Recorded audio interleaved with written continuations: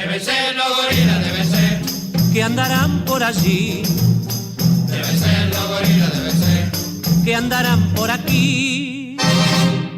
Escuchen estos acordes que se están escuchando ahora.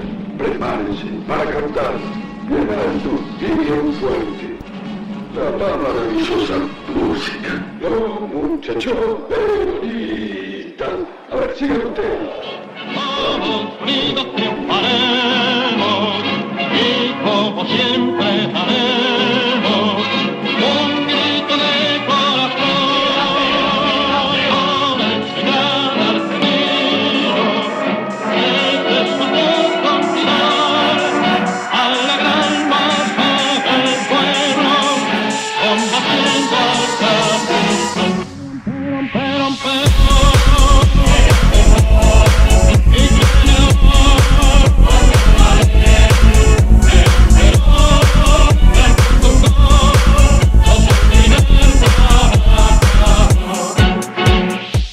Buenas, nuevamente de Esto No Se Habla, en el 88.7 en Radio de la Azotea.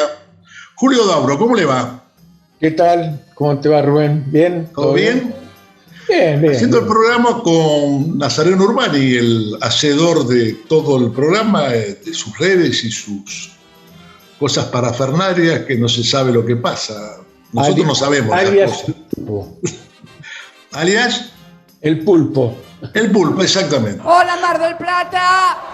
Y después tenemos a Lucía Martín, que nos deleita con su concito culturoso. El gran Franco Manes con sus historias de la Argentina. César Ventimiglia hablando de la realidad municipal en Mar del Plata. Y el grupo de compañeros profesionales para el Proyecto Nacional de Popular. Hoy quería comenzar el programa hablando un poco de esta historia que se armó con el viaje de egresado de los chicos, ¿no? Que salieron a matar al gobierno, sobre todo a Kicillof, ¿no? Sí. Es infernal lo que pensaron.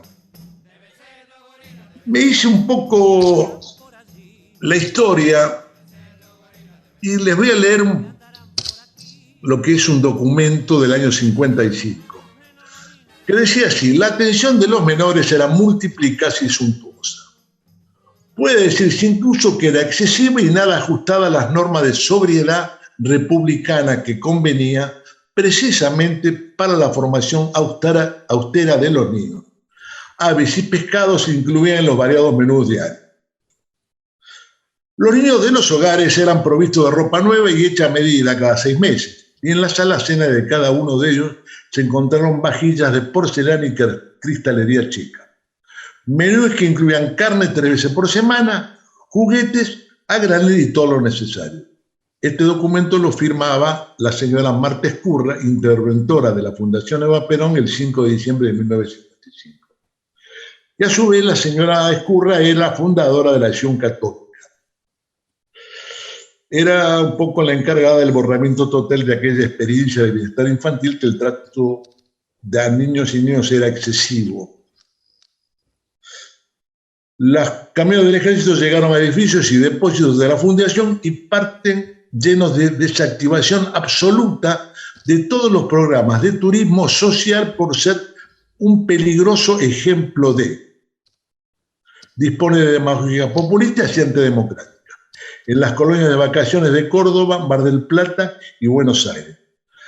Se decide el cierre definitivo de las casi 200 proveedurías de alimentos de primera necesidad, la clausura del plan agrario, el plan de trabajo y rural de los talleres, y se resuelve la intervención de los hogares de ancianos y el cierre de los hogares de tránsito.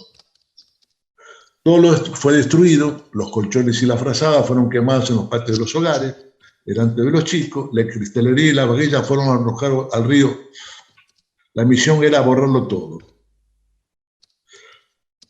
De damas como aquellas, se emparentaba como los dejaron caer bombas sobre civiles que cruzaban la Plaza de Mayo. Proviene el linaje de los que hasta hace muy poco declaraban con mirada vidriosa que el peronismo, en su versión reciente, 2013-2015, había engañado al pueblo, haciéndole creer que trabajadores formales o informales tenían derecho a comer lomo, a comprarse un celular, zapatillas o a irse de vacaciones. No es que llegó a lograrlo, faltaba, pero la demanda no era declarada ilegítima, como la hace la derecha en cualquier época. Aquellas damas, aquella escura era también aguada, hablando de sus donaciones de retazo Vidal, diciendo que nadie que sale de la pobreza se llega a la universidad. La reta mandando viandas vencidas a los comedores escolares, un juez mandando a quemar las cunitas, el primer repunte de recién nacido.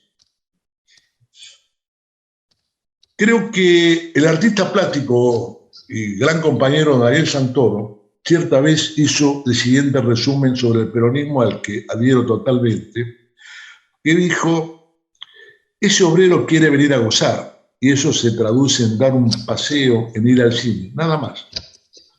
Por eso, en su momento, fue muy traumático para las clases medias. Eva Perón fue la primera que dijo: pasen, pasen, la casa está abierta. Esa es la democracia real. El peronismo no quiere hacer la revolución, es mucho más modesto y al mismo tiempo mucho más molesto para el capitalismo, porque no quiere cambiar el sistema, lo único que quiere es democratizar eso que vos tenés. Y la comprensión que se tiene para un revolucionario que quiere cambiar el mundo no se tiene para un negro que quiere gozar al lado tuyo. Me pareció fantástica la idea de Santoro, ¿no? Cuando hace la comparación entre la revolución y le dice: no, no queremos llegar a Sierra Maestra, queremos participar. No sé qué pensás, Julián. Sí, estoy completamente de acuerdo. En realidad es así, ¿no? Como vos lo planteás.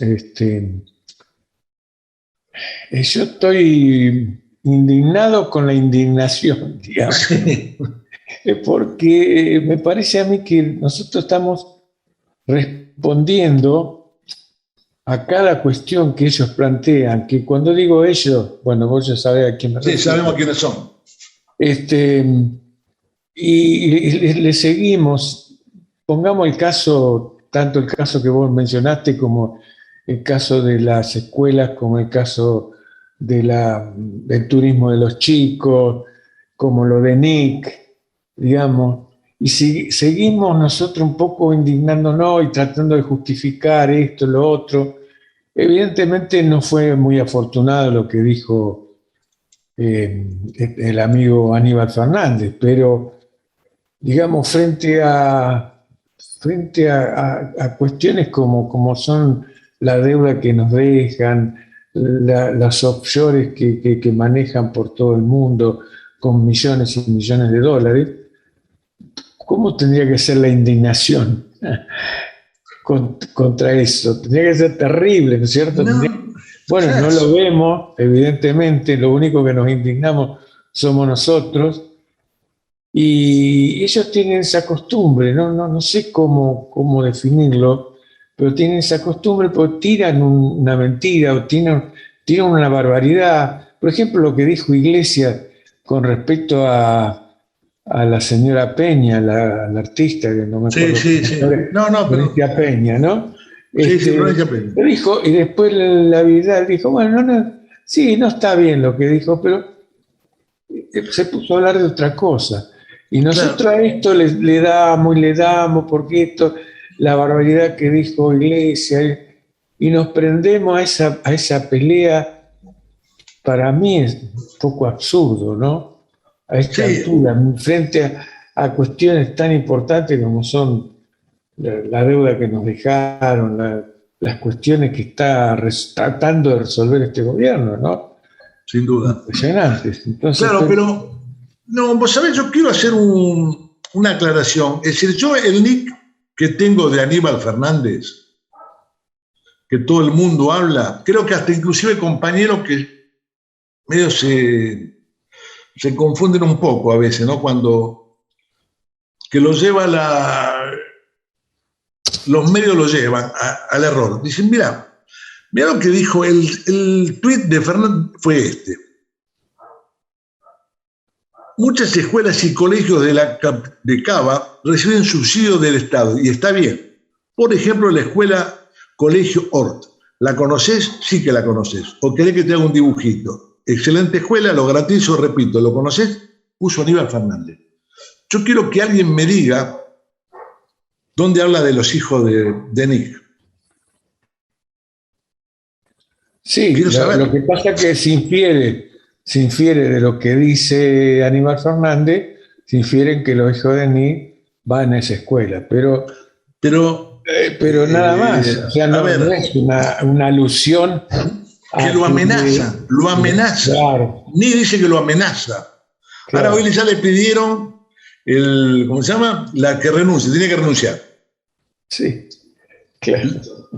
Si tiene que renunciar Aníbal Fernández por ¿qué tiene que hacer con No, por eso. Patricia Bullrich, que mandó preso a 2 chicos que habían pedido medio kilo de helado? ¿O vos te olvidaste de eso? Claro. Pero tampoco se indignan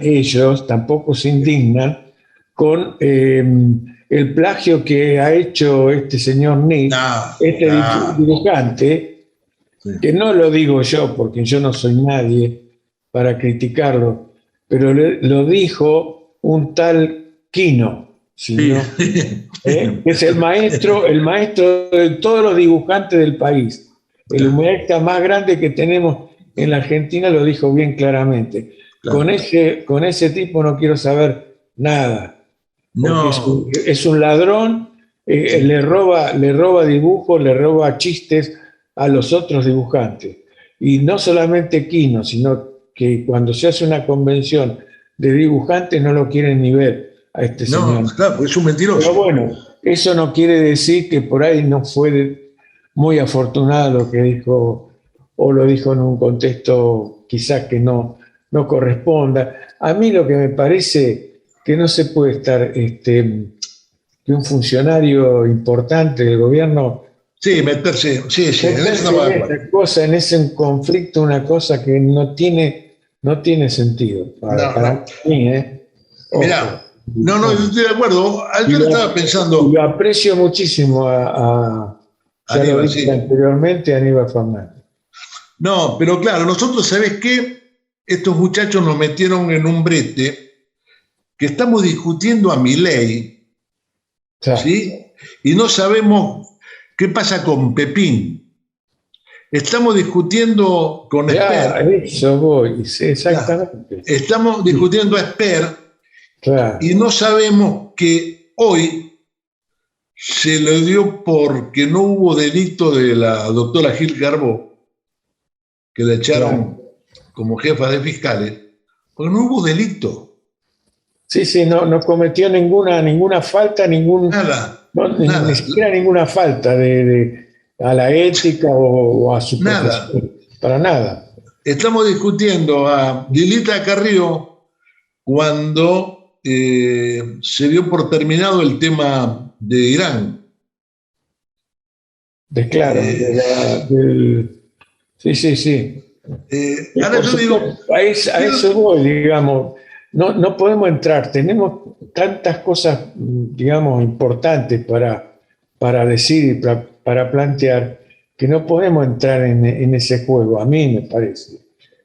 Nosotros por ahí como periodistas o como gente de los medios podemos chacotear con el tema, pero un funcionario entiendo que no tendría que meterse en ese berenjenal, porque te ganan, porque ellos tienen miles de trolls tirando porquerías, tirando barbaridades, tirando mentiras permanentemente, y los medios que lo reproducen, y en ese sentido estamos en inferioridad de condiciones. No, lo que pasa es que ellos son tipos muy siniestros, que es muy difícil discutir con un siniestro. ¿Cómo haces? Es decir, te gana, siempre te va a ganar. Por eso digo, uno puede discutir con alguien medianamente normal, que bueno, tenés puntos de vista distintos, bueno, te ponés de acuerdo o no en algunas cosas. Pero con estos tipos es imposible. Exacto. No. Sí. Nos vamos a los títulos y ya volvemos, dale. Vale. Estos son los títulos de la semana en De Esto No Se Habla.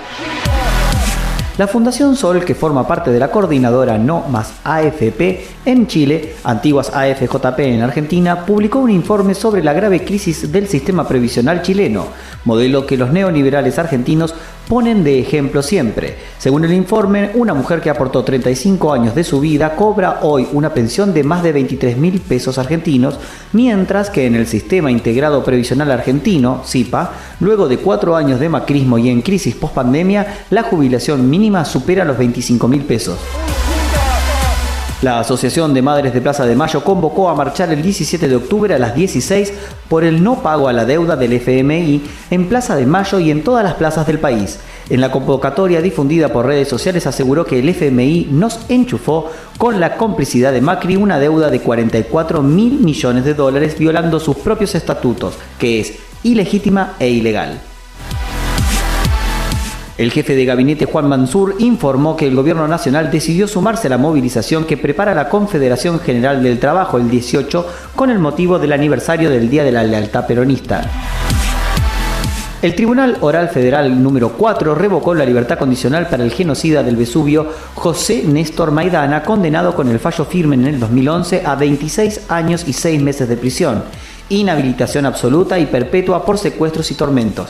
Además, el juez Ariel Lijo, a cargo de la instrucción de la mega causa ESMA, tomó indagatoria al genocida Jorge Radiche y su hermana Norma con la causa que investiga el robo de bienes de víctimas detenidas desaparecidas en el centro clandestino. Él se negó a declarar y ella presentó un escrito para rechazar su responsabilidad. El filósofo y filósofo, como de costumbre, José Luis Espert, candidato a diputado por el espacio Avanza Libertad, volvió a utilizar las redes sociales para abrir una polémica. Dijo: mañana 12 de octubre los seres humanos normales festejamos como toda la vida el Día de la Raza y no tiene nada de racista. Los simios drogados kirchneristas no sabemos qué engendro lingüístico festejarán. La Corte Suprema rechazó definitivamente el planteo de un grupo de fiscales para cobrar un reajuste de salario retroactivo a 1991 con el pretexto de la intangibilidad de los salarios para no afectar la independencia judicial. Entre los fiscales que reclamaban estaban Carlos Stornelli, Mühlen, José Barbaquia y el actual intendente del partido de General Pueyrredón, Guillermo Montenegro. Antes de finalizar los títulos, les contamos con orgullo que ya hay más de 54.460.000 vacunas aplicadas en nuestro país. Son más de 30.380.000 personas con al menos una dosis y más de 24 millones con ambas. Sigamos cuidándonos, que ya estamos más cerca de recuperar la vida que queremos. Y es posible porque tenemos en la Argentina un Estado presente para todos.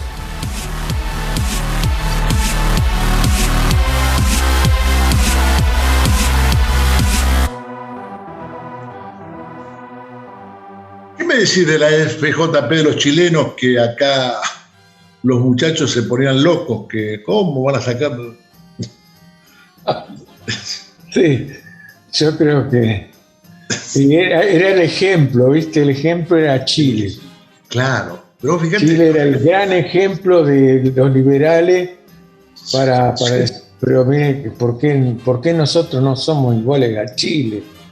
Qué terrible, ¿no? 35 Ahora, años gana 23.000 pesos, ¿sí?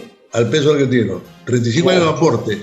Con 4 años de macrismo y 2 años casi del kirchnerismo drogadicto, porque ahora somos drogadictos nosotros. Sí.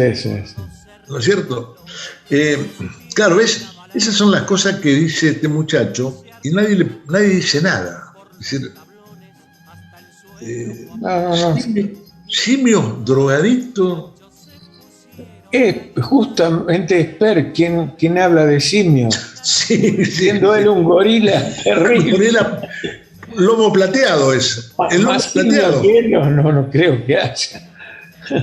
Creo que Milei le gana por un poquito, Miguel. Y no sé, mira, yo creo que entre Milei y él rompieron la cadena biológica del hombre sobre la tierra. Yo creo que venía Milei, Esper, el mono, y después viene el Homo sapiens. Sí. Así viene la cadena. Y siguiendo con el tema chileno, Sí. la oposición presentó la acusación para destituir a Piñera por el tema de Pandora Paper. Ajá, sí, es verdad. Así que está muy debilitado Piñera. Ojo que no sé, porque me parece que se pusieron de acuerdo casi casi todos los partidos políticos, menos el de él. Y claro, Encima, el candidato que él tenía, porque próximamente tienen elecciones, el candidato a presidente, que era oficialista, digamos, que puso Piñera, acaba de renunciar también justamente porque está acusado de corrupción en el manejo de los fondos públicos. Así que, mira, está más debilitado Piñera que, no sé, y ahora está enfrentado con los mapuches en el sur. el miércoles iba a decretar la ley marcial en todo Chile. Ya la decretó. Ya está decretada, claro. Claro, porque los mapuches se le dieron vuelta y empezaron a hacer sus reclamos. Claro.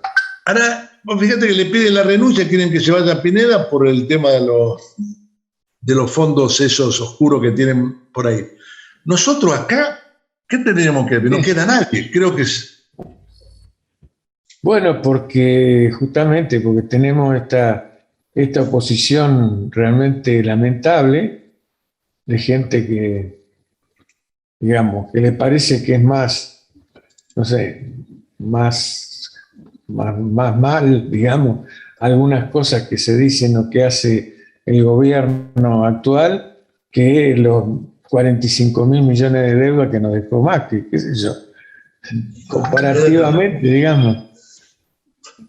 Ellos quieren igualar, ¿no es cierto? Ponen de un lado de la balanza todas estas pavadas, lo que dice Aníbal Fernández, lo que dijo Denick, no importa, todo lo mismo, y de otro no dicen nada. Los grandes problemas del país no dicen nada. Lo utiliza a Nick, viste, como decir, bueno, vamos a pelearlo con esto y así lo otro no se olvida. Claro. Me hicieron llegar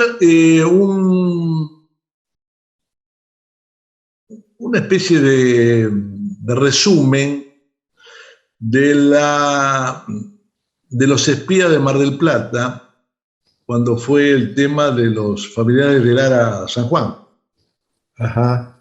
Y dice dirección DP Mar del Plata, 7 de febrero 2018, 10:30. Lista, jubilados y pensionados de la agrupación Marme. Hecho, se concentran bajo el lema no a la reforma provisional, lugar San Martín y Mitre, Mar del Plata. Reclamo contra la reforma provisional y en defensa de los derechos de los jubilados y pensionados.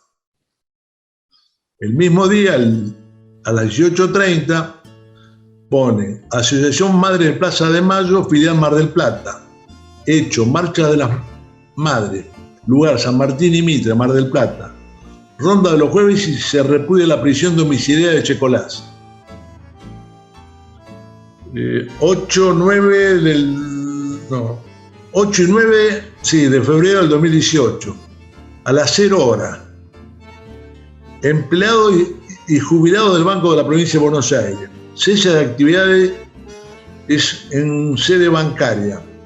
Lugar, diversas localidades de la jurisdicción. Bueno, después está todo más cortado. Así que, bueno, teníamos los muchachos acá pasando los informes. Seguían Este es uno de los informes que habla de los familiares de Lara San Juan. ¿Sí? Nos tenemos que ir a un corte y ya volvemos. Bueno. Vamos a escuchar hasta que termine el programa Diferencia en compases de una marchita. Dale. Ya volvemos. Bueno. Quédate en la 88.7.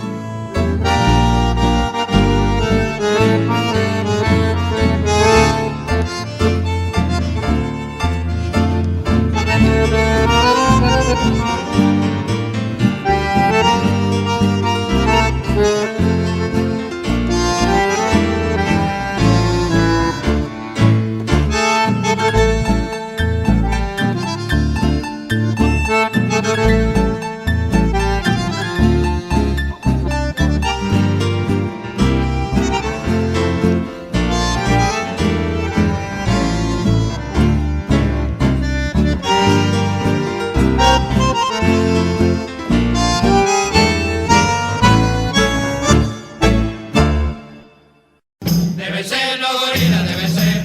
que andarán por allí, Deben ser los gorilas, deben ser.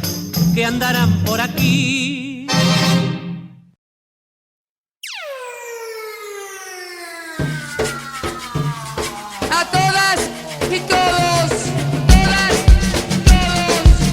ha llegado el momento.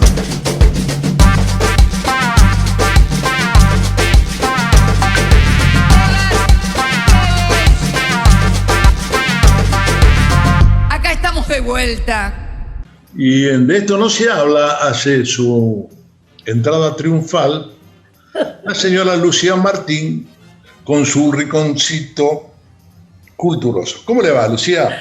Hola Rubén, hola Julio, hola NASA. Bueno, hoy hago mi entrada, pero más que triunfal, nasal, porque estoy con un estado gripal importante. Bueno. Y tengo mi voz muy nasal.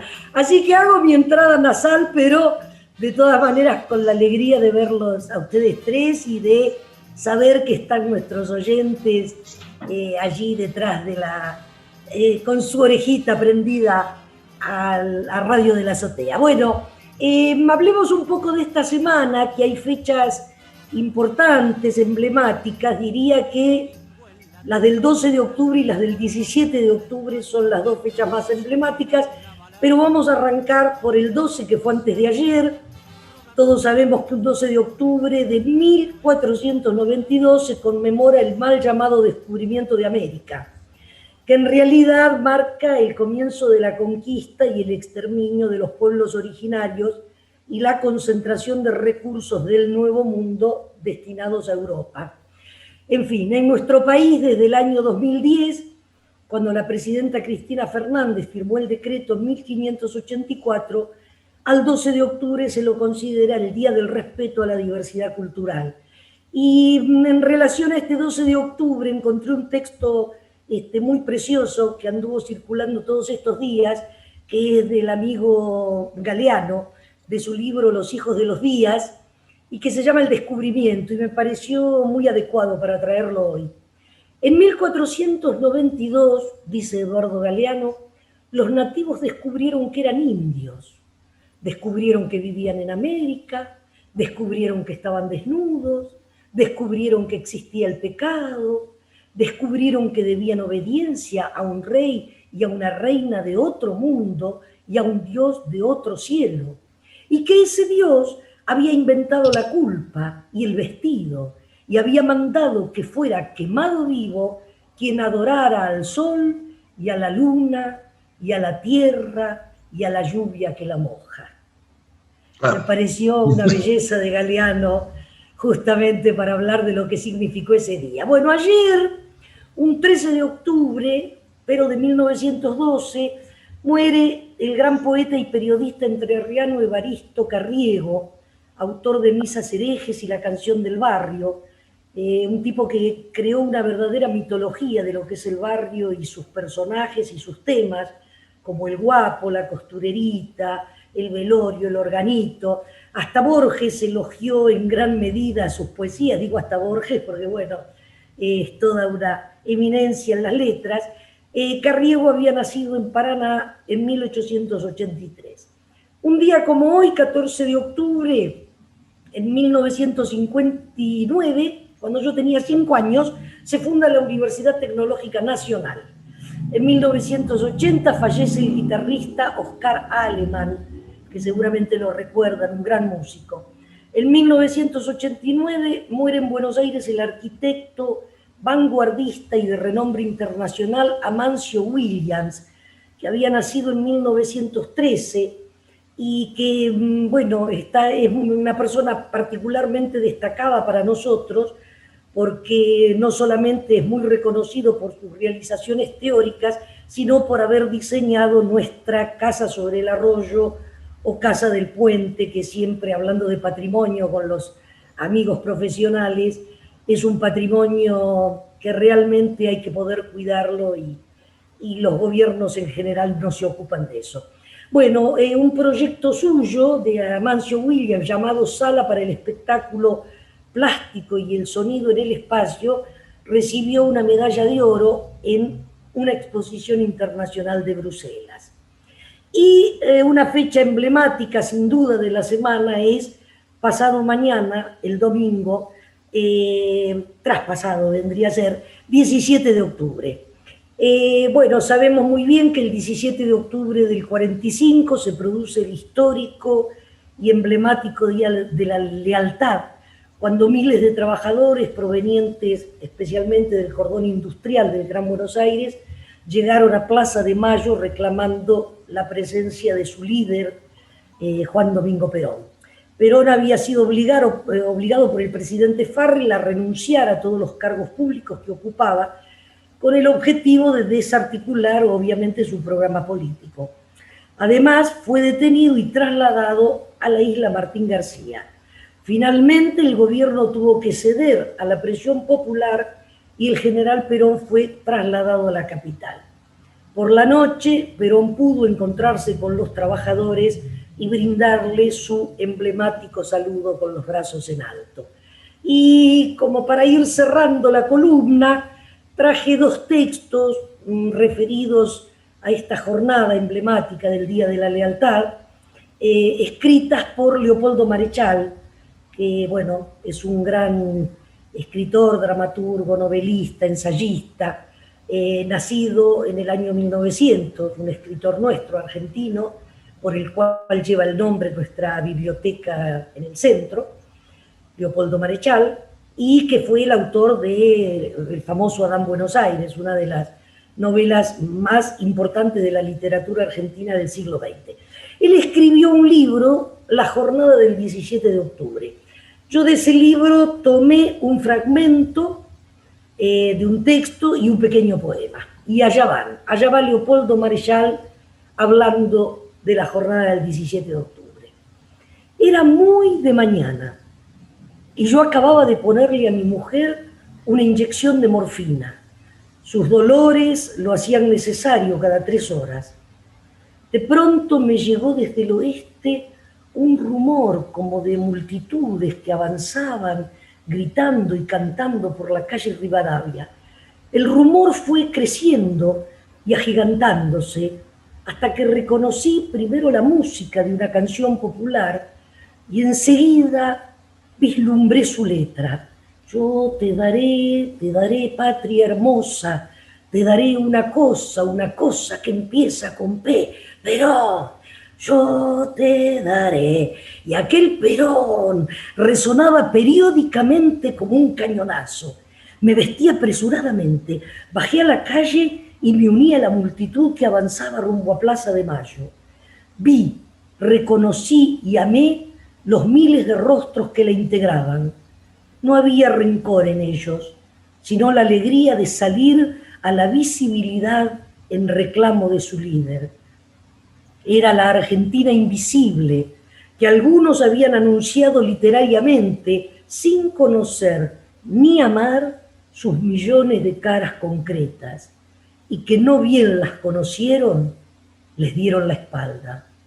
Desde aquellas horas me hice peronista. Y ahora el poema al 17 de octubre, también de Marechal. Era el pueblo de Mayo quien sufría, no ya el rigor de un odio forastero, sino la vergonzosa tiranía del olvido, la incuria y el dinero. El mismo pueblo que ganara un día su libertad al filo del acero, tanteaba el porvenir y en su agonía le hablaban solo el río y el pampero. De pronto alzó la frente y se hizo rayo. Era en octubre y parecía mayo y conquistó sus nuevas primaveras. El mismo pueblo fue y otra victoria, y como ayer enamoró a la gloria, y Juan y Eva Perón fueron banderas.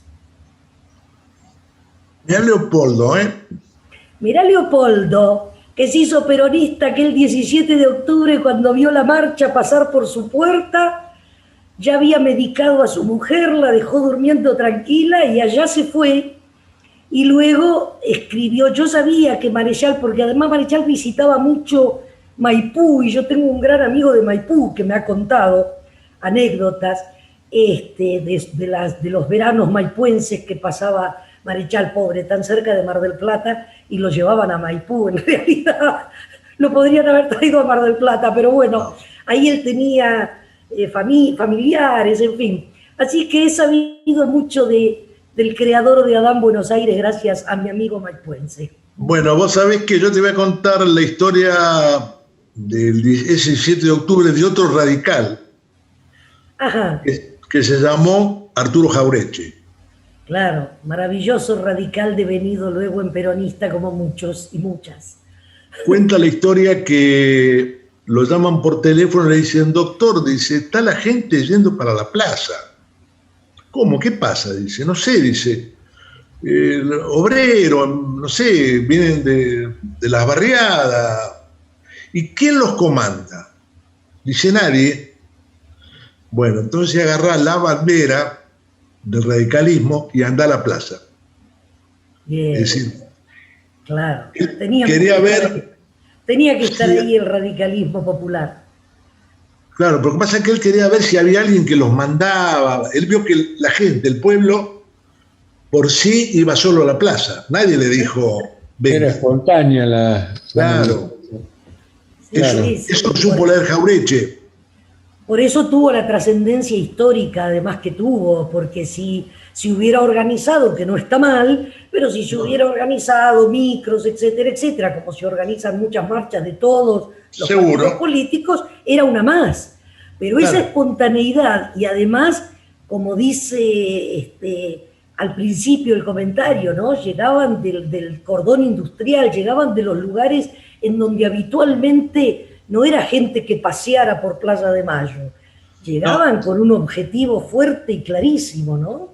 Se cuenta gente en Plaza, perdón, en Plaza de Mayo no iba la gente, no es como ahora, digamos, la gente trabajadora de los suburbios, no iba a Plaza de Mayo, capaz que ni la conocía. No la conocía, exacto. Seguramente. Seguramente que ahí solamente paseaban por Plaza de Mayo la familia de esa parte céntrica de Buenos Aires, ¿no? La élite porteña, digamos. La élite porteña, seguro.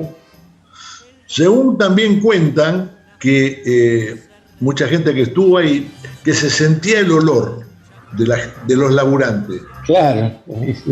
Dice, el olor a grasa, aceite, ¿no? Claro, a las fábricas. De fábrica. Llegará mucha gente que nunca más se olvidó ese olor de laburante. Pero bueno, el 17 va a ser la fecha.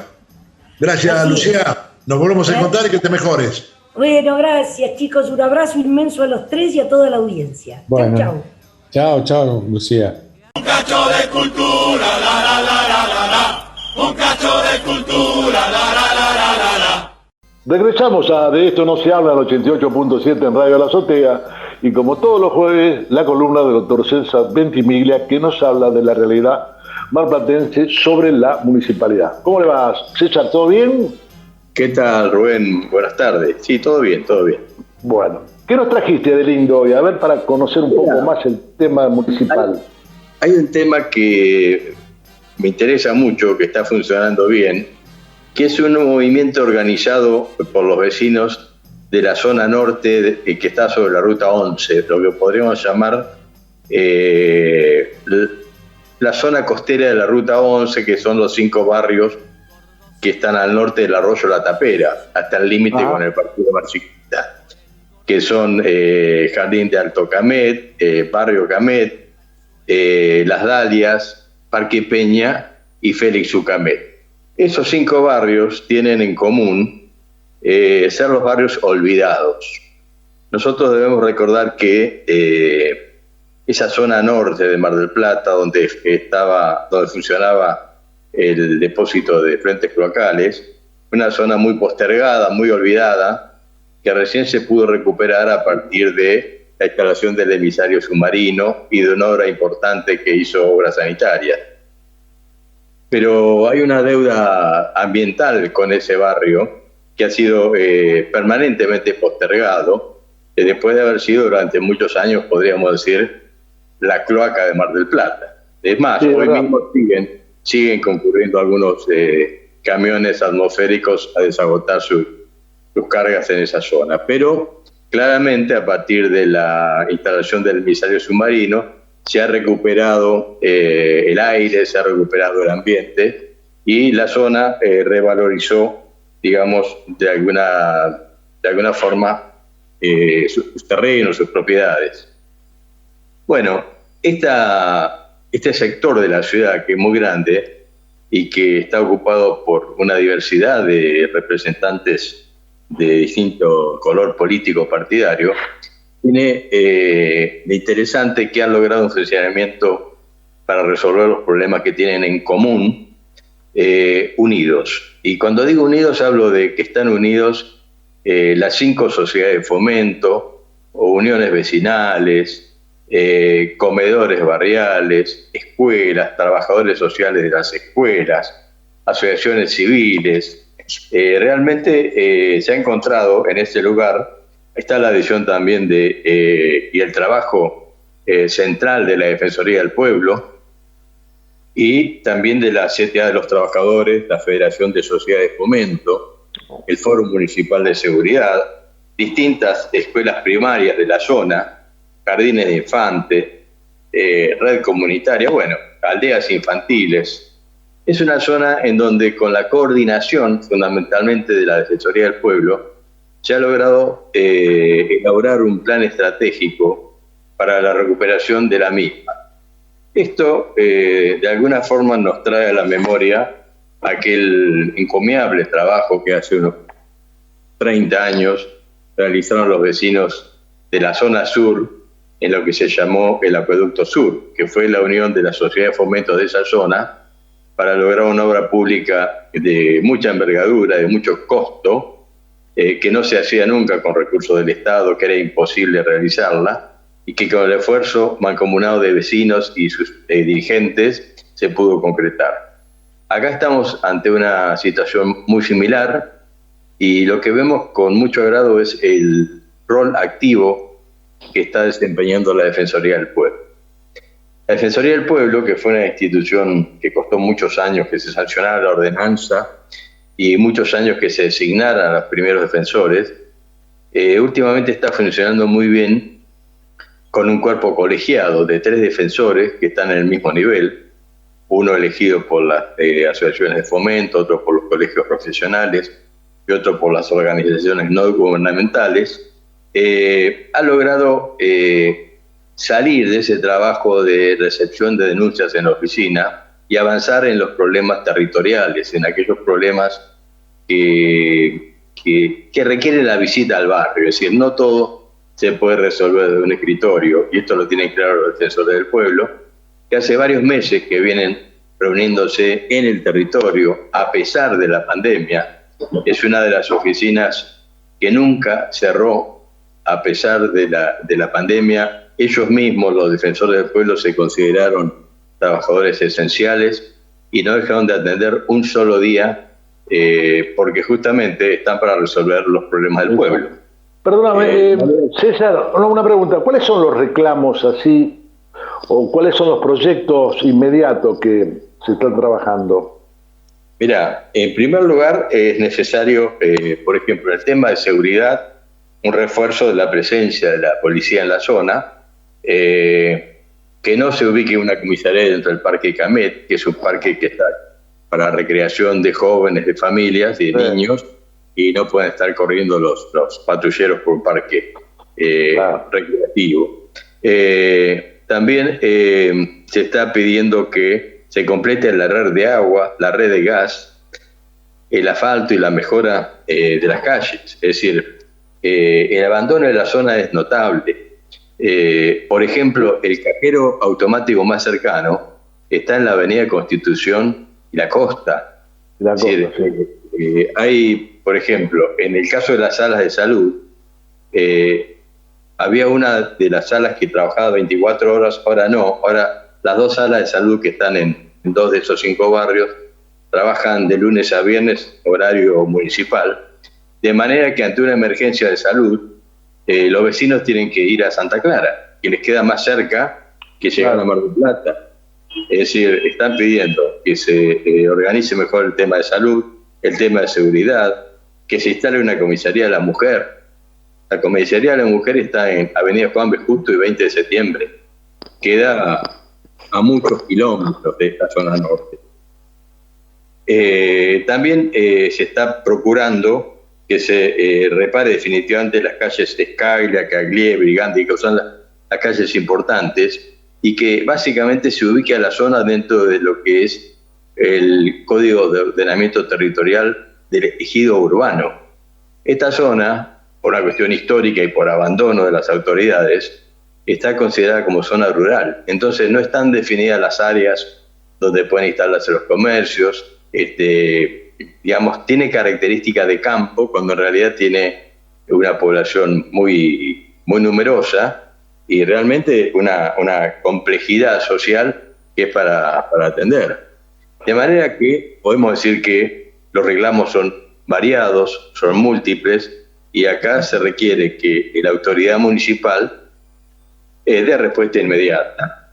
Lo bueno es que esta organización que se ha creado, que se ha dado de llamar Encuentro Vecinal del Norte Costero, realizó hace un par de semanas un encuentro presencial en un lugar que se llama la Casa del Mar, un lugar muy lindo, muy acogedor, que está en un espacio ecológicamente protegido en el barrio Parque Peña. Una reunión, decía, en donde participaron más de 70 vecinos representantes de estas instituciones. No, por lo que decís, discúlpame, por lo que vos, el listado que tenés ahí de la gente que participa es muy grande y una cosa muy interesante armada. Además, es muy bueno ver cómo vecinos se pierden mañana íntegramente, de 9 de la mañana a 13 horas, para debatir estos temas, para lograr acuerdos. Y lo bueno es que se ha convocado a una reunión que se va a realizar el próximo 23 de octubre, el sábado 23 de octubre, a donde se va a invitar a autoridades municipales vinculadas al área de obras públicas y de gobierno.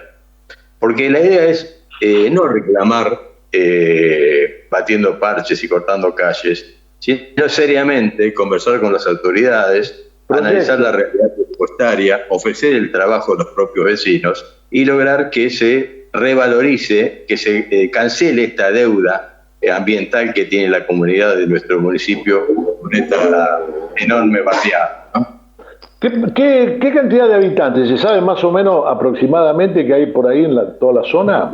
No, esa es una información que estamos gestionando justamente, porque hay una oficina municipal que es la que tiene los valores del censo del 2010, que es el último que oficialmente podemos utilizar, que lo tiene zonificado, pero no tenemos todavía el número proyectado de esta zona. Pero claramente es una zona que a partir del mejoramiento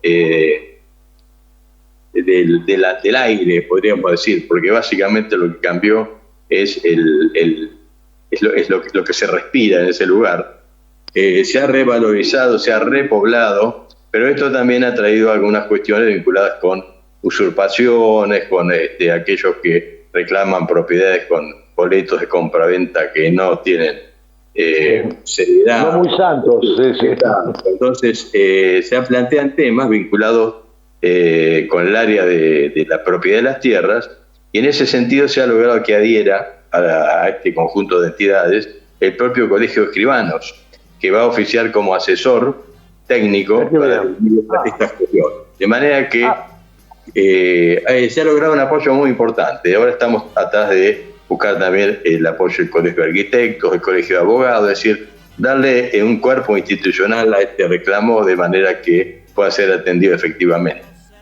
No, pero por lo que estás comentando, la verdad que es un proyecto maravilloso en realidad, porque no solamente darle bienestar a la gente, que es necesario. Esa zona la conozco cuando era imposible transitar por la Ruta 11, por los olores.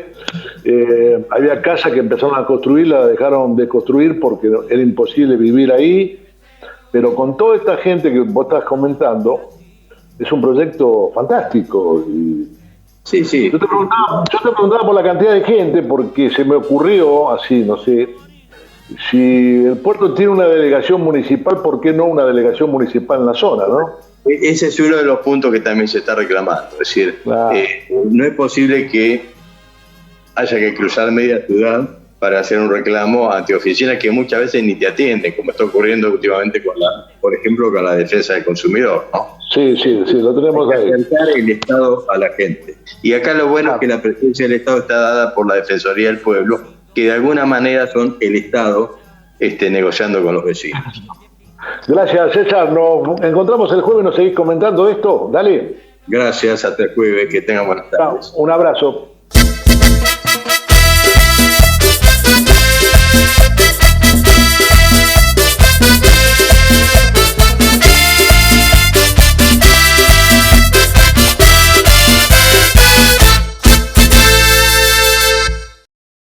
Deben ser los gorilas, deben ser, que andarán por allí. Deben ser los gorilas, deben ser, que andarán por aquí. De regreso a De Esto No Se Habla, en 88.7 en Radio La Azotea, como todos los jueves, con los compañeros profesionales para el Proyecto Nacional y Popular. ¿Cómo le va? ¿Todo bien? ¿Tenemos un invitado? Todo bien y tenemos un invitado, sí, señor Rubén. Tenemos al arquitecto doctor o doctor arquitecto, no sé cómo decirle, Pablo Mastropascua, una persona que ha trabajado en patrimonio como ninguno, excepto quien lo ha llevado de la mano muchas veces, que fue el arquitecto Novakovsky. Así que siempre estamos agradecidos con él, ¿no? Así que Pablo, te digo buenas tardes y te doy la palabra para que charles y nos cuentes un poco qué es lo que estás haciendo en materia de preservación.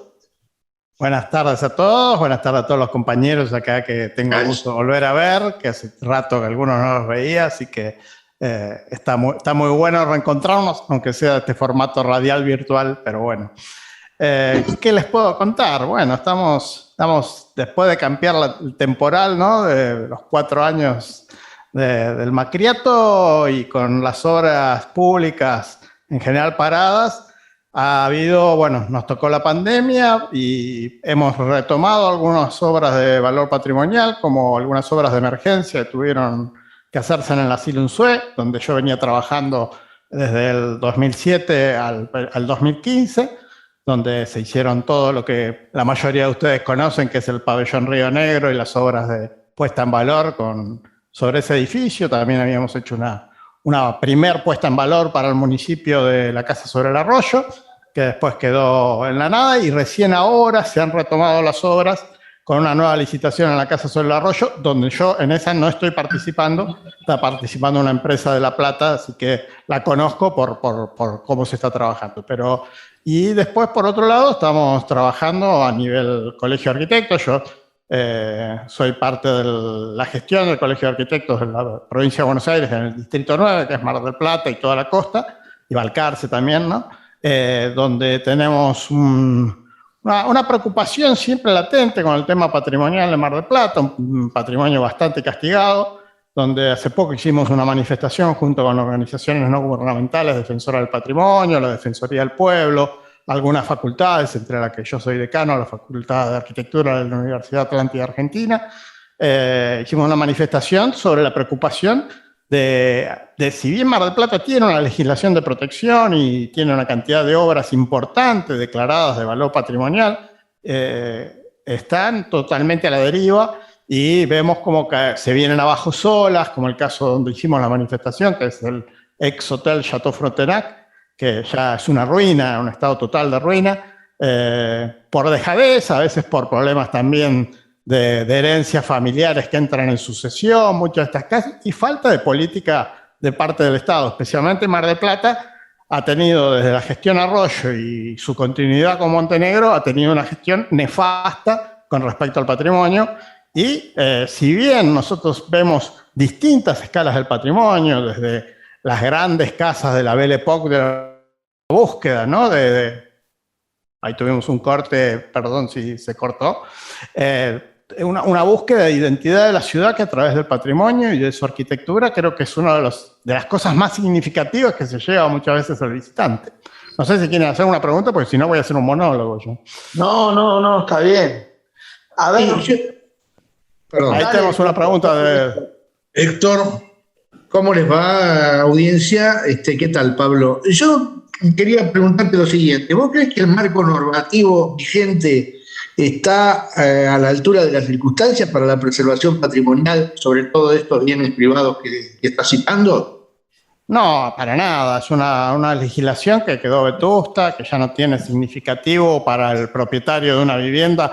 De una vivienda a veces que no son de grandes familias millonarias. Ya tenemos muchas declaraciones de pequeñas casas que entran, como les decía, en sucesión, o que los herederos no las pueden mantener directamente, y muchas veces lo que se le da es un porcentaje del alumbrado, barrido y limpieza en excepción, que no te alcanza ni para una lata de 5 litros de Cetol, perdón la marca, de la Sur, para poder cuidarla del frente de madera, ¿no? Esas exenciones impositivas son totalmente ridículas y también cercenan el uso de la propiedad, porque al estar declaradas, muchos piden sacarla de la declaración porque les impide, por ejemplo, la venta para un negocio inmobiliario, que mucha de esa gente quiere recuperar por la ubicación del lote o por la ubicación de la parcela en un sector codiciado, para poder por lo menos beneficiarse con la venta de la casa, aunque la demuelan. Porque realmente el propietario en ese sentido por ahí está ahorcado de dinero y el Estado no le da nada. Tampoco el Estado puede salir a expropiar casas particulares porque tampoco tiene sentido gastar el dinero en eso. Tiene que haber políticas de uso de suelo, que a inversores se les permita fuera de ese lugar otros beneficios, por ejemplo, más pisos en otra zona, por poner valores a vivienda, o para empezar a darle flexibilidad en inspección general para el uso de esas propiedades. Muchas veces son tan limitados los usos por inspección general o por el excesivo cuidado de no tocar ninguno de los interiores patrimoniales de esas casas, que a veces hace la municipalidad en esta legislación también, que impide, por ejemplo, convertir en un hostel, un restaurante, una confitería o un conjunto de oficinas de profesionales, una vivienda que podría ser particionada manteniendo las características exteriores, los valores de estética del barrio, montones de cuestiones que hay que empezar. O sea, no vamos a inventar la pólvora tampoco en esto. Todos los que hemos viajado por cualquier lugar del mundo, especialmente, qué sé yo, Europa, que tiene centros históricos, no los cuidó porque los agentes, los empresarios inmobiliarios en Europa son igual que acá. Si pudieran demoler y construir un edificio, lo harían. Hay una legislación que protege eso. Y hay que empezar a saber copiar esas cosas. Ahí hay muchísimas cosas para revisar que tenemos en nuestra legislación que no están vigentes y otras que ni siquiera están. Una cosa que estábamos haciendo hincapié la semana pasada es que no tenemos mecenas privados, ¿viste? Que se dediquen a tratar de preservar cosas que les podría dar a ellos un beneficio y a la ciudad algo importante, ¿no es cierto? Un atractivo. ¿Y vos qué opinás de esto, Pablo? Sí, es muy buena la acotación, Luis, porque la ley de mecenazgo en la Argentina está muy mal aplicada, no es flexible para este tipo de casos. Yo lo he visto en Brasil. En Brasil, por ejemplo, hay una ley de mecenazgo muy importante que las empresas no evaden impuestos, sino dejan de pagar impuestos porque los retribuyen a la sociedad con distintas inversiones en lo privado.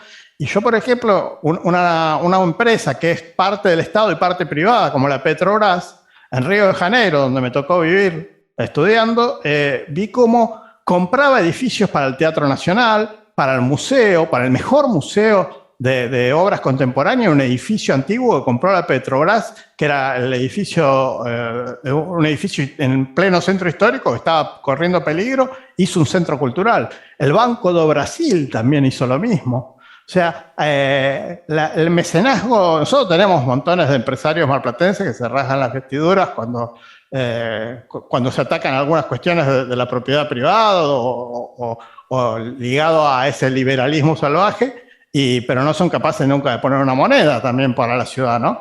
Que creo que habría que apostar a ese tipo de búsquedas que además de lavar un poco la conciencia, sería beneficioso para su imagen empresarial, empezar a devolverle algo a la ciudad.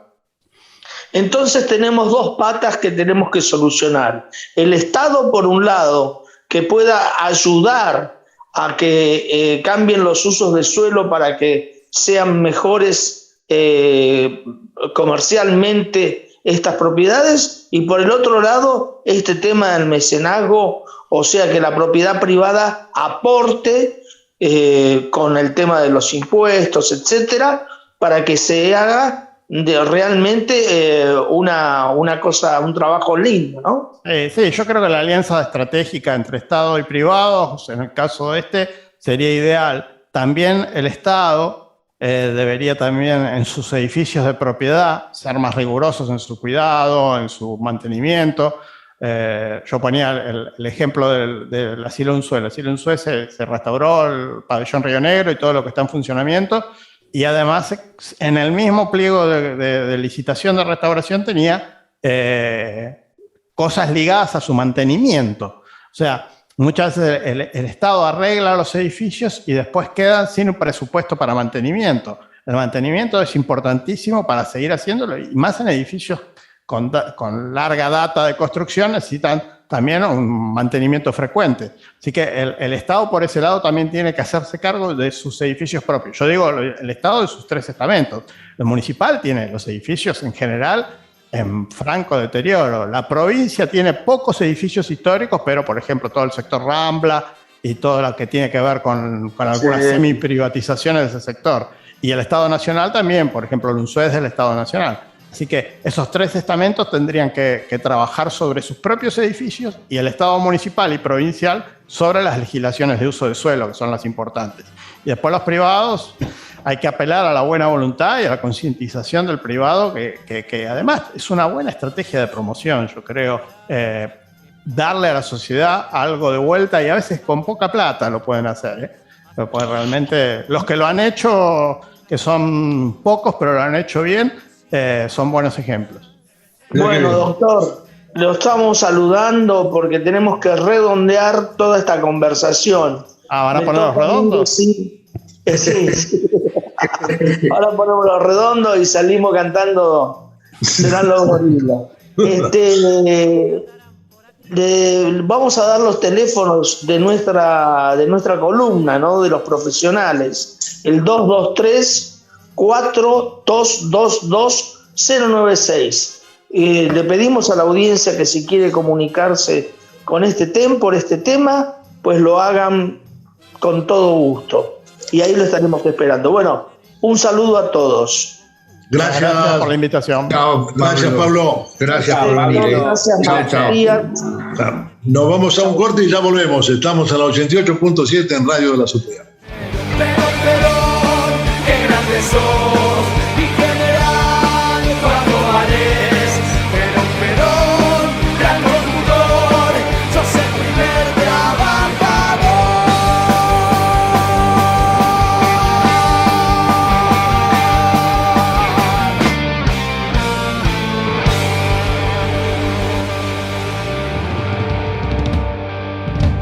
Regresamos a De Esto No Se Habla, con algunas noticias que son interesantes de, por lo menos, leerlas. Resulta que el abogado Alejandro Rúa afirmó que durante el gobierno de Mauricio Macri se certificó la existencia de maniobras de espionaje ilegal e innumerables llamados entre personas detenidas y sus abogados. Por este motivo se hizo ayer la ampliación de su denuncia ante las Naciones Unidas. Son 200 conversaciones que tenía la AFI de Macri en cautiverio, vale decir. Tenían todo un sistema en las cárceles de los presos políticos que tenía Macri, que ellos le grababan todas las conversaciones con los abogados. Según decía un abogado penalista, que en caso de que se le dé, digamos, curso a esta denuncia, esto fue ante las Naciones Unidas, se caen todas las causas.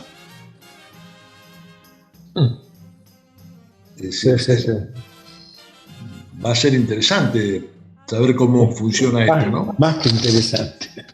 ¿No? Sí. En otro orden de cosas, el otro día hubo una movida acá en Cámara de Plata. Un vecino del barrio La Utopía, que está ubicado en la zona allá del complejo de Acuópolis, se manifestó con un corte en la avenida Jorge Newbery. ¿Saben por qué? Porque no tienen agua. Los vecinos dicen, nosotros vivimos pegados a Acuópolis y al Griego, donde hay pileta, natación, agua. Trabajan con el agua, claro, son dos emprendimientos que si no tienen agua no funcionan. Y no, seguro, claro. Ellos no tienen agua para tomar. Le pidieron a la municipalidad, a obra sanitaria, y sí, es decir, se puede ser tan personaje con tanta desidia de no darle bolilla a la gente que le está pidiendo agua. Claro. A mí no se me ocurre que alguien no pueda tener agua en este momento. Sí, parece cosa de mentira, ¿no? En un país. Pero aparte, todos conocemos Acuópolis y el Griego. Si estas dos empresas no tienen agua, no pueden funcionar. Vale decir que el agua llega hasta ahí. Claro. ¿Y ahora qué pasa? ¿No es cierto? Es decir, yo creo que habría que, no sé, el intendente que dice que recorre los barrios, que anda de un lado para el otro, que habla de los vecinos, que los vecinos tienen que ayudarlo a hacer una buena gestión. No sé por qué no se pone a trabajar con el tema del agua. ¿Sí? La buena noticia es que por primera vez no hay pacientes de terapia intensiva en Mar del Plata por el coronavirus. Sí, es cierto. Eso es interesante. Hubo 3 fallecimientos, fueron en septiembre y octubre, pero no hay... no hay paciente internado. No hay paciente, no. Eso internados en terapia. Sí. Eso es interesantísimo. No, y a nivel país también ha bajado muchísimo. Esos 35 muertos siempre son, para las 35 familias que los perdieron, es terrible, pero en realidad estamos hablando de que es una cifra muy, muy, muy baja, ¿no? Pero sin duda. Igual creo que hay que seguir cuidándose y bueno, y esperar que esta pandemia o que las cepas más peligrosas de la pandemia no nos lleguen, ¿no? Se está hablando, la ministra Bisotti dijo que están pensando en la tercera vacuna para pacientes. Reforzarla, claro. De algún riesgo, ¿no? Personas mayores con un cierto tipo de riesgo. Teóricamente, para fin de año estaríamos en la inmunidad de rebaño, como se dice, ¿no? En el 75%. A fin de año, ¿no? Así que creo que es una medida, por lo menos es lo que uno espera, ¿no? Que así sea y podemos salir definitivamente en el verano por lo menos a tomar un poco de sol. A tomar sol, exactamente. El que estuvo por acá fue el Colorado Santilli. Ah, sí. ¿Lo viste? Sí, el hombre estaba un poco enojado. Dice, no hay que regalar viajes de egresado, no hay que hipotecar el futuro. Sí. Yo no sé si escuché bien, no hay que hipotecar el futuro. Este muchacho vino ¿de dónde vino? ¿De Marte? ¿Recién llegó a la Argentina? Sí. Y bueno, ellos no quieren, viste, que el pobre tenga acceso a determinados beneficios que tienen los hijos de los ricos. Por lo menos poder viajar dentro de la provincia, aunque más no sea, ¿no es cierto? Seguro. No. Yo tomé nota de algunas ideas que tiró el candidato, dice, la sociedad nos pide trabajo para que con el esfuerzo de cada uno podamos salir adelante. Él se olvida de que mientras estuvo en el gobierno, su gobierno cerró 25.000 pymes. Sí, y dejó millones de personas en la calle. Dice, los bonaerenses y los argentinos queremos un cambio de rumbo y el cambio de rumbo no es el que estamos viendo después de las PASO, que empezó una disputa de poder entre ver si el cambio es un superministro, un ministro o un cambio de gabinete, y no se trata de eso. Mirá que lo tiene claro este muchacho todo, ¿no? No se trata tampoco de ver un espectáculo espantoso que estamos viendo en estas últimas semanas donde se regalan heladeras, bicicleta, de la noche a la mañana y se termina la pandemia. Hicieron un acto hace pocos días de 40.000 personas donde violaron los protocolos que ellos mismos hacen y ahora regalan viajes a egresados. Sí, es un poco una mezcla como muy... de mimí, como el tango. Sí, es lo que decíamos antes con respecto a que ellos ponen todo en el mismo nivel, ¿viste? Todo en el mismo nivel. No hay diferencias, digamos. Pero eso mismo hace que cierta gente, lamentablemente, diga lo mismo, ¿no? Repite un poco lo mismo, que todo es igual, que los políticos son todos iguales, que todos roban. Entonces, con esa antipolítica es lo que ellos a su vez hacen política, ¿no? Vamos a hablar claro. No, pero Santilli es el papá del chico que se fue en viaje de egresados a Cancún, truchó el certificado. ¿Se acuerdan de eso? Sí. No me acordaba. Certificado trucho. Sí. Este es el papá que le enseña al hijo cómo tiene que hacer. Claro. ¿De qué está hablando Santilli? Después habla de la moral. ¿Qué habla de moral? De los chicos, claro. ¿De qué moral habla de los chicos? Sí. Es una cosa realmente hasta enfermiza, es lo que estábamos hablando en el bloque anterior, que decíamos, con estos tipos siniestros no te ganan. Porque uno no tiene la capacidad, como tienen ellos, de decir semejantes barbaridades sin ningún problema. Claro. Vienen a hacer hincapié, no hay que comprometer el futuro. Si el futuro está comprometido en tu gobierno. ¿De qué estamos hablando? Pero ¿a qué futuro se refiere, no? No. Futuro de los chicos, se dirán, porque les permiten viajar, hacer un viaje que quizás no lo podían hacer de otra forma, ¿no es cierto? Pero aparte lo mandan todo cambiado, no es el total del viaje, es una ayuda que le da. Claro, exactamente, es una ayuda. Es una posibilidad que tienen muchos chicos. Hablan de colegios privados, pero no son todos los colegios privados, son los colegios privados que están subvencionados por el Estado. O sea, son chicos de clase media baja o de la clase trabajadora. Está bien, yo creo que...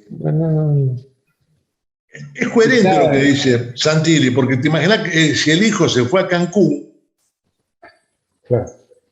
Es decir, es fácil para ellos. Claro. No les den, ¿cómo le van a dar? Es terrible. Déjense de bromar. Que decir que los planes de ayuda son el problema del país, que si hay que sacar todos los planes de ayuda porque eso es lo que inclina la balanza de pago mal para nosotros. Sí. Esas cosas, ¿no? No, realmente. Cuando ellos fugaron miles de millones de dólares, de eso no hablan nunca. No. Cuando pueden, lo esconden. Por supuesto. Bueno, fíjate que el famoso departamento de la Vidal nunca más se habló de nada. No, de eso no se habla. No. Ya está. Ya caducó el problema ese. Pero un tipo como Santilli, que viene a hablar de los chicos, y él manda a su hijo a Cancún, aparte con todo trucho, porque trucharon el PCR, hicieron las 1001, y se mete con pobres pibes del colegio que la gata puede ir hasta Tandil o venir a Mar del Plata. Pero fíjate, los 30 millones, o 40 o 50 millones que blanqueó la mamá del expresidente, digamos, salió porque no había otra forma, no lo podían ocultar. Pero vos fíjate que salió y en cuanto se pudo lo borraron de todo. De todo lado. La gente prácticamente ni lo sabe, ¿no es cierto? No, ya está. Desapareció. Desapareció. Nosotros llegamos al colmo de un periodismo en la Argentina que en vez de investigar tapa. En cualquier parte del mundo el periodismo va y entra a investigar, entra a saber qué es lo que está pasando. Estos no, a la miércoles. Nos vamos a una pausa, ya volvemos. Quédate en la 88.7 en Radio Nacional.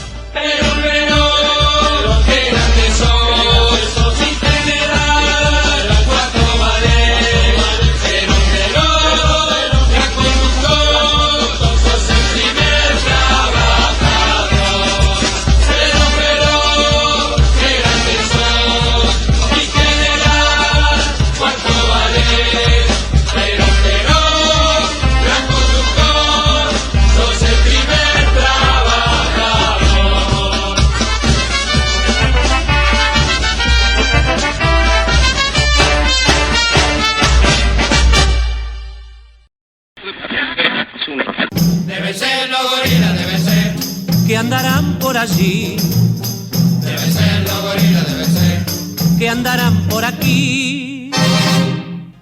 Bueno, volvimos a De Esto No Se Habla en la 88.7 en Radio La Azotea para escuchar a nuestro compañero y amigo Franco Manes en la historia de la Argentina. ¿Cómo va, Franco?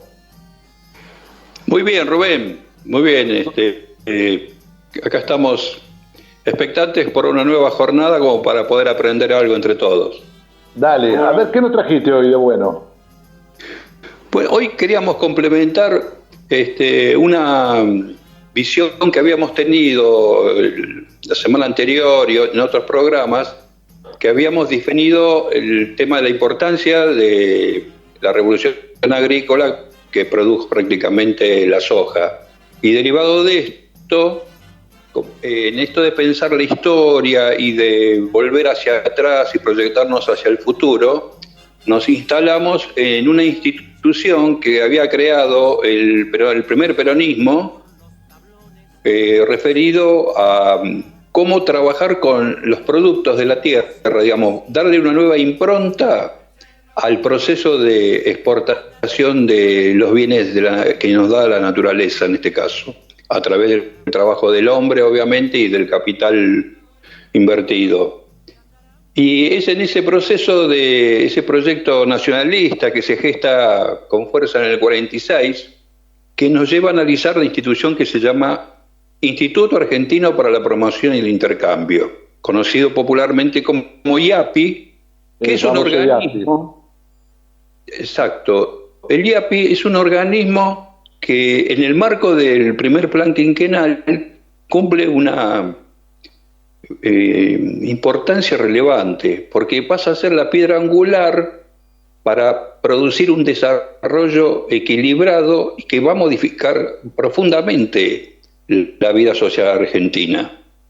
¿A qué nos referimos con esto? A que cuando se ponga en práctica, cuando se desarrollen las fuerzas productivas, y tengamos ahora un organismo de contralor y centralizador del comercio exterior, vamos a ver que se puede definir una política de tipo inclusiva, nacional, que abarque a todos los sectores, especialmente a los sectores del campo y de las urbes.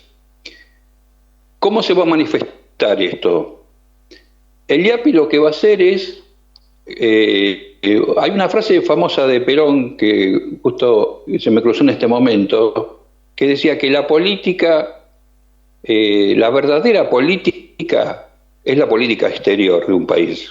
Sí. Y en ese marco, la estructuración del IAPI nos da la pauta de cómo lo pensaba él, con ese pensamiento estratégico que tenía el general Perón, que es partir de la riqueza primaria para hacer un desarrollo de la riqueza secundaria, que a eso él la llamaba la industrialización. ¿Cómo llegar a la industrialización?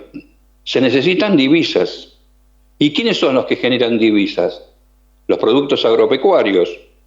Ergo, el IAPI pasa a comprar en gran porcentaje, alrededor de un 80%, a los productores le compra la producción y se coloca como un intermediario entre el productor y el comercio exterior.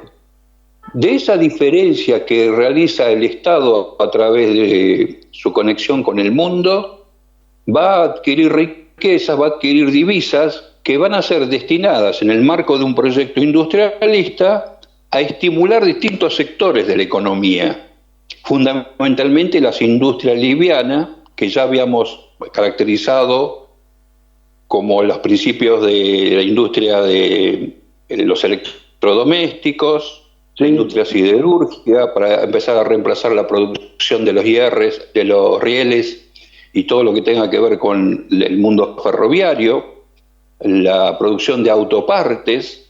Todo eso se puede hacer mientras haya un proyecto en el cual el Estado se ponga como generador de un diseño industrial y además complementario. Porque la Argentina, lo que se había caracterizado hasta ese periodo, hasta el 43, 44, era solamente vender productos agrícolas y productos pecuarios e importar todo lo que sea industria. Fue fundamental esta institución, que reunió alrededor de 3.000 empleados, tuvo mucha fuerza entre el 46 y el 51. Luego, aquejado por las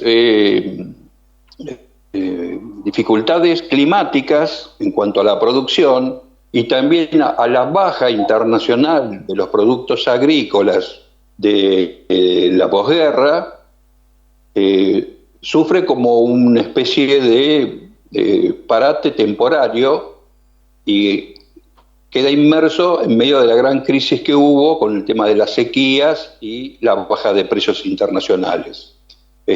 Al punto que en el año 52, Alfredo Gómez Morales tiene que realizar unas medidas económicas que tienden a frenar prácticamente el consumo. ¿Por qué? Porque no había, la producción era exigua, no había mucha producción, y la mayor parte de las divisas se habían destinado al desarrollo industrial. Eso fue todo un impasse durante el 52 y el 53. Volviendo si me permitís, una cosa, sí. Franco, porque se hablaban muchas pavadas, ¿viste?, del IAPI, pero hay que remarcar que el gobierno compraba la producción de los granos, no lo compraba a precio vil, lo compraba a precio de mercado.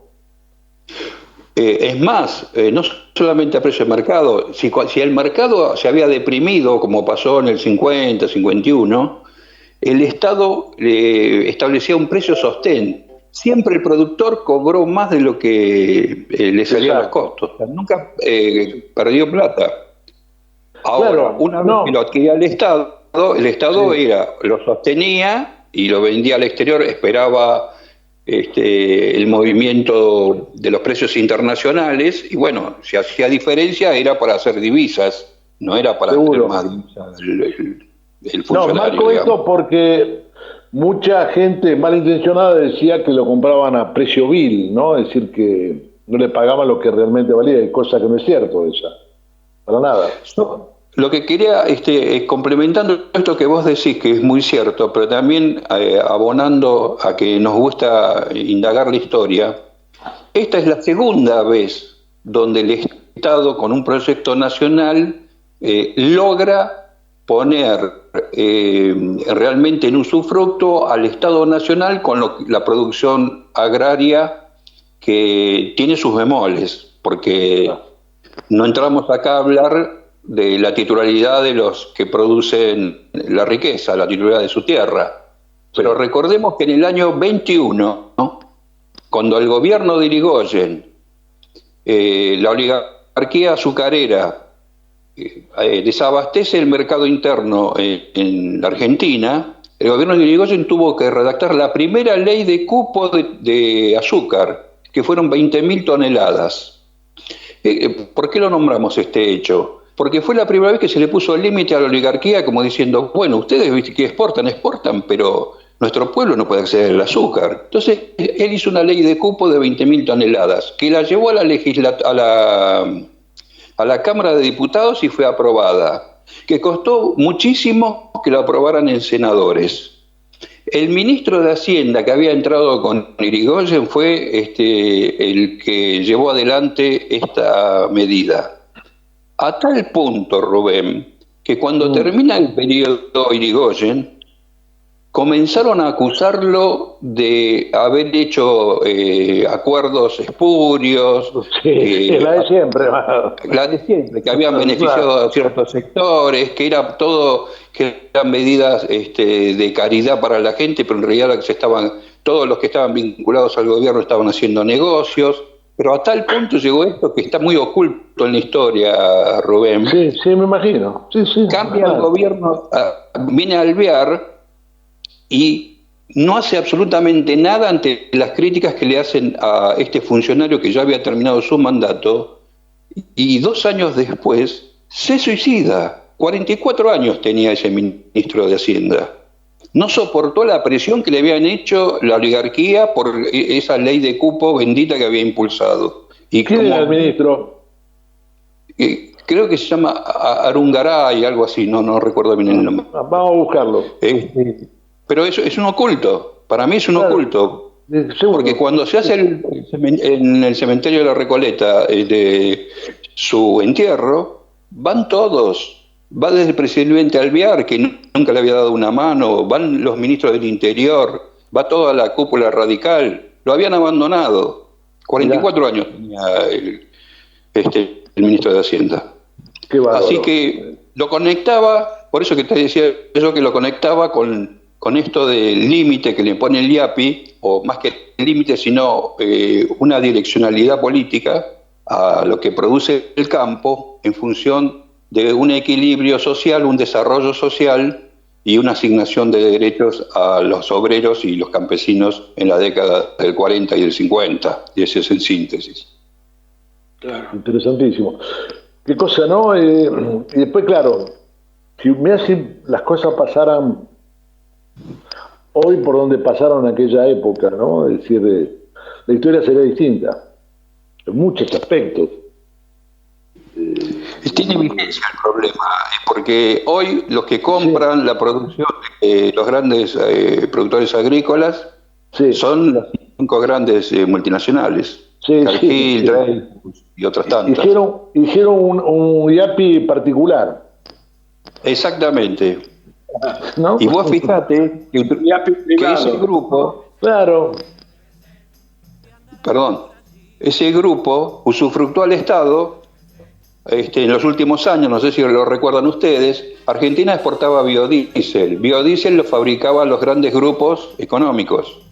Como estaban subsidiados por el Estado Nacional y competían en el mercado externo, Argentina dejó de venderle a Francia y a España el biodiesel, que ingresaban $1.000 millones por año por eso. ¿Por qué Estados Unidos, Inglaterra y todos no permitieron que Argentina lo siguiera vendiendo? Porque ejercía precio de dumping, le dicen, o sea, en los componentes de los costos ellos no ponían la parte del Estado. Entonces dijeron, no, ustedes no participan. Y así fue. Y esto va directamente a Vicentín, ¿no? Sí, directamente. Gracias, Franco. Nos volvemos a encontrar el jueves que viene. Dale. Un abrazo y espero que les haya gustado. Sí, como siempre, nos encantó. Y nos vamos con Hubo un tiempo que pasaban estas cosas. No hace mucho tiempo alguien dijo algo como esto. Esta política depende mucho del financiamiento externo. Durante los 2 primeros años hemos contado con un contexto mundial muy favorable, pero eso hoy está cambiando. El problema que tenemos es que somos de los países del mundo que más dependemos del financiamiento externo.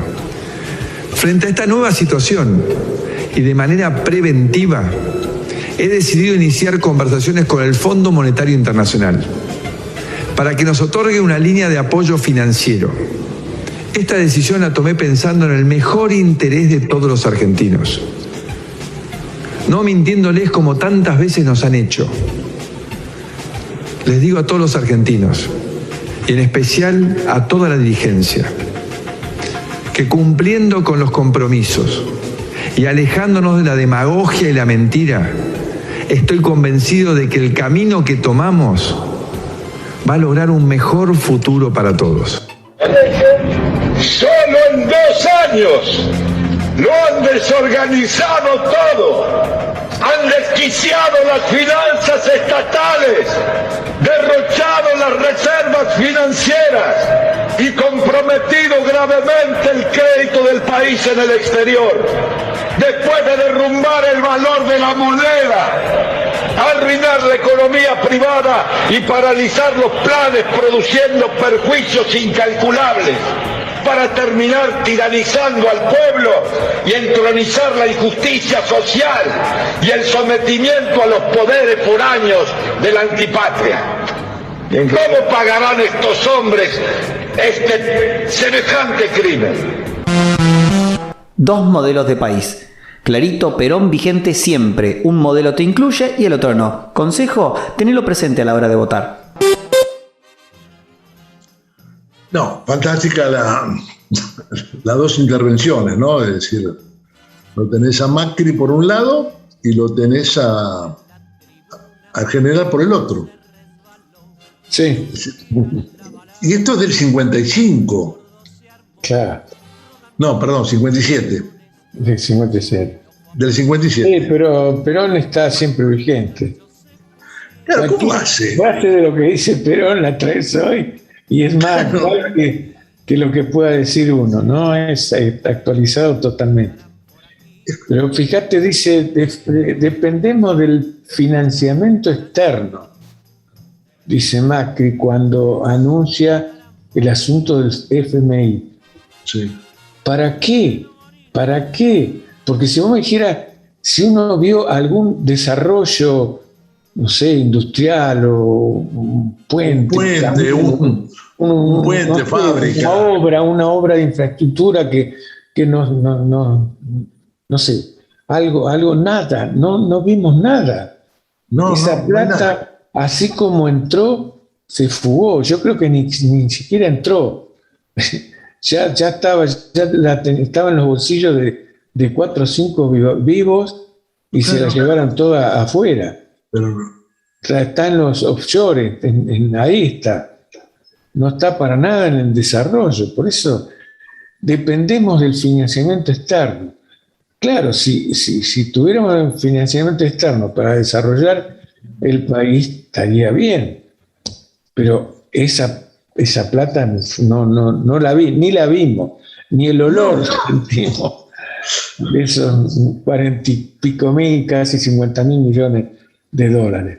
Mira, vos sabés que me hiciste acordar, en la época después de la dictadura, Alfonsín mandó investigar una parte de la deuda externa, ¿no? Y se descubrieron que había 23.000 millones de dólares que le entregaron a Alfonsín, le devolvieron la documentación y le dijeron, doctor, no se puede, no sabemos de dónde vino la plata, dónde fue a parar la plata. Es decir, la Argentina había tomado una deuda de 23.000 millones de dólares, entre tantas deudas que tomó, pero no se sabía dónde había ido la plata. No pudieron en el Banco Central determinar el lugar. Sí. Hubo créditos en la Argentina que, vos fijate las comisiones que se cobraban, ¿cuál era? Los tipos decían, bueno, tienen un crédito de 2.000 millones de dólares, pero para no usar, ellos tenían la plata allá, ¿no? En el país del norte o en Europa. Pero no lo usaban y la Argentina pagaba comisiones. intereses en realidad. Claro. ¿Sí? 2.000 de acá, 3.000 millones de acá. No se usaba ese dinero y la Argentina pagaba intereses. Esa es la historia que hacía la dictadura militar. Y estos tipos no creo que le hayan errado de método. Seguramente hicieron lo mismo. Yo estoy de acuerdo con lo que vos decís. Yo creo que hay una plata que no volvió, que nunca entró a la Argentina. Sí. Sí, fue un manejo de papeles, de papelería, pero no entró la plata, se la llevaron enseguida. Claro. Se la fugaron. En complicidad con la anterior, la señora esta, ¿cómo se llamaba? Claro, la Cristina. Sí. Sí. Pero, claro, que vos sabés que ella tuvo problemas con el banco, después le dieron salida. Sí. Elegantemente le dieron la salida. Andás a ver los chanchullos que se deben haber descubierto. Pero yo no tengo dudas, viste, que acá, si se pone a investigar, va a saber que la plata no apareció, no aparece, no va a aparecer nunca. No, por supuesto, no. Sobre todo cuando lo hemos pasado muchas veces en el programa, tanto Duhovne como Bonelli dijo, no, este país no tenía deuda, estaba desendeudado. Claro. Sí. Y ellos insisten en que era para pagar la deuda que había dejado el gobierno de Cristina. Al contrario, no había deuda. No existía la deuda. El Fondo Monetario Internacional, cero. Y arrastrábamos una deuda anterior, externa, que habían contraído gobiernos anteriores, como la dictadura, como el propio Alfonsín, etcétera. El gobierno de Kirchner o de Cristina no contrajeron un peso de deuda. No. Aparte, vos fíjate que con el tema del mega canje de la época de la Rúa, estaban los mismos tipos que estaban en este gobierno. Prat Gay, Schwarzenegger, Melconian. Claro, estaban todos ellos. Seguían con la misma historia. Y poco más atrás con el tema del canje de la deuda externa por parte del Estado en la época de los militares, donde los Macri fueron grandes beneficiados. Es decir, ellos no pagaron nunca una deuda que habían tomado del exterior. Que años después se enteraron que ¿qué hacía? Mirá la trampa que tenían armada en la época de los militares. Los tipos decían, bueno, a ver, el banco, el Chase Manhattan Bank me presta $7 millones.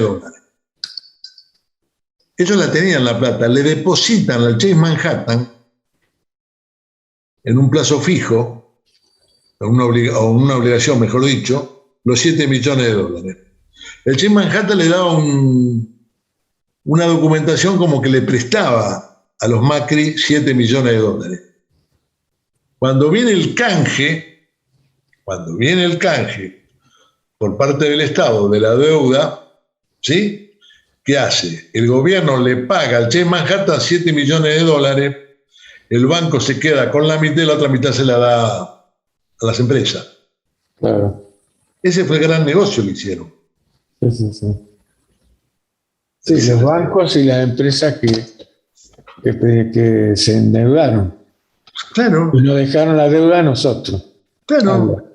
Ese fue el gran negocio. ¿O por qué te crees que todos estos grandes tipos estuvieron laburando en el JP Morgan, en los gerentes de Buenos Aires, gerentes de Nueva York? A ver si crees que eran por la cara bonita. Estuvieron laburando por el contacto a nivel nacional que tenían. Dijeron, vamos a hacer este negocio y lo vamos a hacer. A los bancos que eran los más grandes ladrones del universo, tener unos tipos como ellos era maravilloso. Yo creo que ojalá que algún día se sepa exactamente cuál era la verdadera historia Dudo, ¿sabes por qué lo dudo? Porque hay una connivencia internacional. Sí, eso es verdad. Porque no te olvides que uno habla de los Panama Papers, con, digamos, estos centros, digamos, donde depositan los valores, el narcotráfico. Eso mueve tanta guita que es imposible. Y suma tantos intereses, los bancarios, los narcotraficantes, todos están ahí. Entonces, eso es intocable. No se puede atacar, no se va a saber. Lamentablemente no se va a saber. Se sabe a través de denuncias periodísticas, pero de última, la tangibilidad de todo eso no lo puedes recuperar nunca. Imposible. Bueno, se nos terminó el programa y nos vamos con el Hugo del Carril, el grande. A ver, la auténtica y verdadera marcha peronista. La marchita, y bueno. Montada por el gran Hugo del Carril. El gran Hugo del Carril. Qué tipo, ¿no? Qué coherencia. Qué buen tipo. Y bueno, los compañeros, el domingo yo creo que va a haber que ir. No sé, ¿cómo? Sí. Va a haber que ir. El 17 de octubre, hace 2 años que estamos encerrados y yo creo que tenemos la obligación moral de ir todos. Así que nos estamos encontrando el próximo jueves a esta hora. Dale. Abrazo.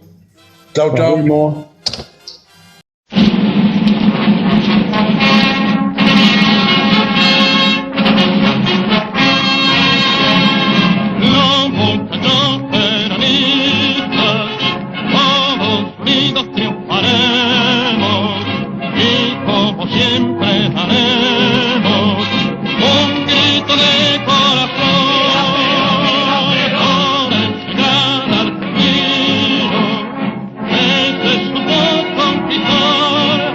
A la gran